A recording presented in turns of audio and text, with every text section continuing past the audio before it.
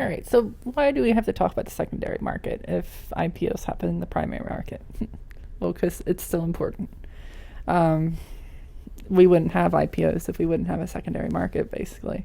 So just as a reminder, primary market, it says markets in which newly issued securities are sold for the firm, sold, that should say first time, sorry. Sold for the first time. Now, both IPOs and SEOs, which we'll talk about in a bit, happen in the primary market. The primary market is important to firms primarily because this is where they can actually raise money. Whereas secondary markets are more important to investors because they provide liquidity.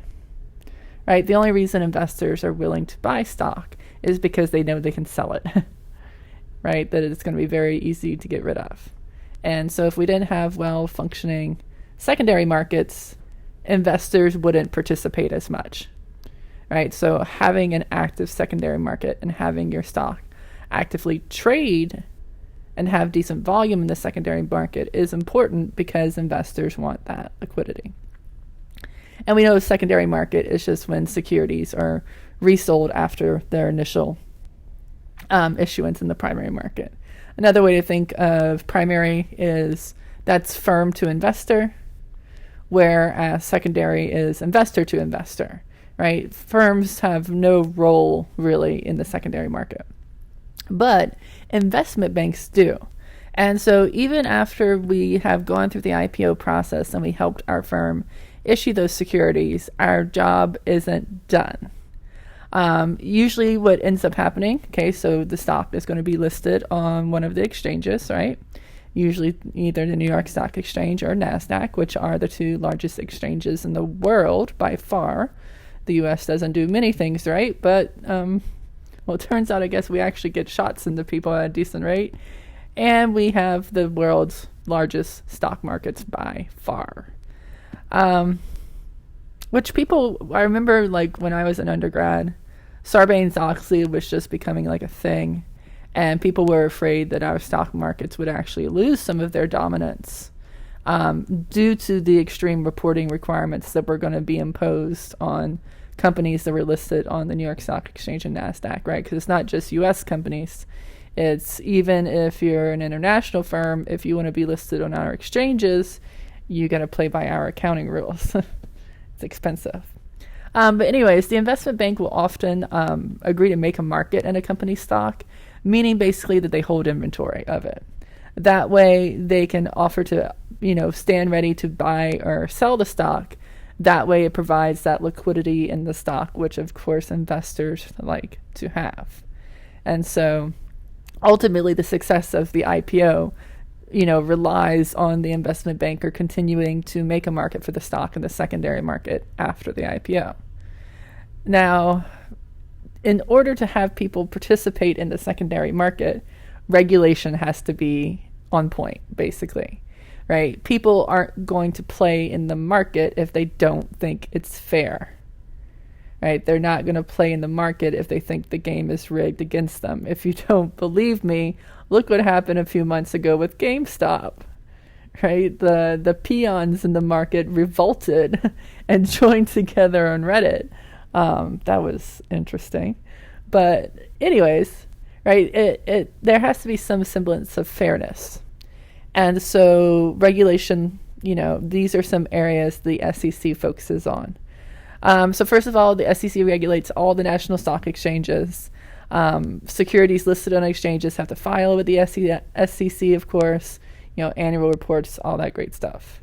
They're going to monitor for insider trading, and that is something you do go to jail for. Ask Martha. There's also a football player that was recently indicted for it from the NFL. I don't know if he was ever convicted or went to jail, especially with COVID going on. But yeah, and it was such like a small amount considering this guy has like NFL contracts, that he benefited from the insider trading. So don't insider trade. They will send you to jail. They also look for market manipulation, right? So they try to prohibit any market manipulation. So examples of that pools, which are large amounts of money used to buy or sell stocks to artificially affect prices. Wash sales, so sales between members of the same group to record artificial transaction prices, like just trading back and forth between you and someone else. I remember with the GameStop thing, like if you would go onto the Reddit threads, they were like, guys, stop talking about this, and like, we're cahooting together because the SEC is going to get pissed and come after us. Like you can't do that. You can't purposely manipulate the prices like that. And they were, legitimately afraid that they were going to get shut down by the SEC because they were grouping together like that. Yeah, don't do that. And don't talk about it on a public forum. They also have regulation over proxy statements.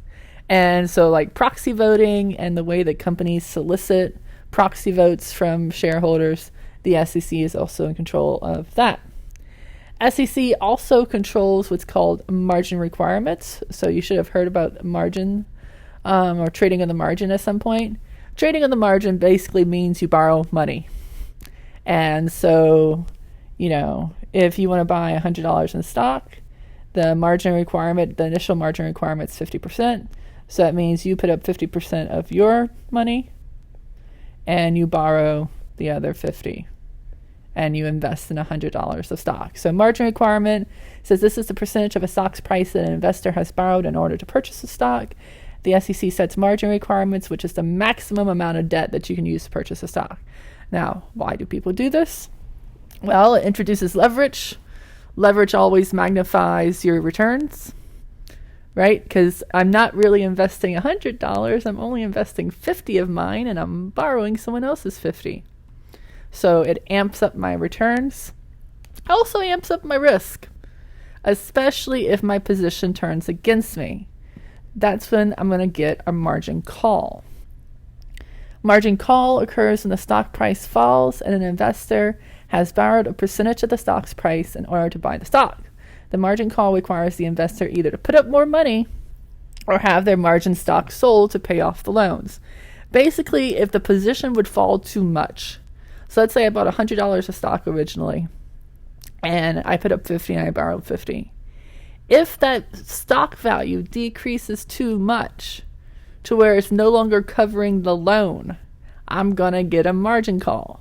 They're going to be like, hey, we're not comfortable with this. You need to add some more money to the account or you need to sell the stock because it's becoming way too risky for us. There's a movie called Margin Call. It's a dramatized movie, but it's kind of what happens to some investment banks when they realized the assets they had were worthless and they were afraid of getting margin calls. And so what did the first investment bank that realized the assets were worthless do? They started selling before anyone else could recognize that what they were selling was not worth close to the amount they thought it was. Creates fire sales. Fire sales are not good, especially if you're the last one to find out about it. If you're the person who starts the fire sale, you're okay, right? Because you sell the asset before it starts to rapidly decline in value. But if you're the person that's buying it after, yeah, you're not as happy. Now, again, all very heavily regulated.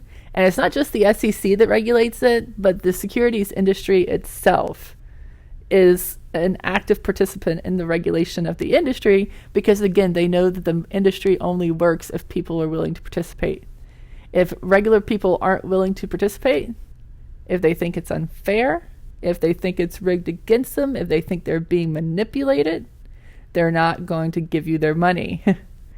And so the Financial Industry Regulatory Authority is a private nonprofit organization. It says it acts on behalf of investors by licensing brokers and monitoring the trading activities of brokers and brokerage firms. Again, they want to make sure people participate. They have to make it look at least like it has the appearance of being fair. You don't need to worry about the questionable IPO practices down there. We won't cover that in the essence of time. But like I said, for the regulations, just know those general kind of principles. Know that we just want to make sure investors get the information they need, that no one's doing manipulation of prices, and especially no insider trading, right? Because that everyone knows is how you can make some extreme profits. That goes back to that efficient market hypothesis that says the strong form we don't think holds, because we know when people have insider information, you can definitely have some abnormal profits.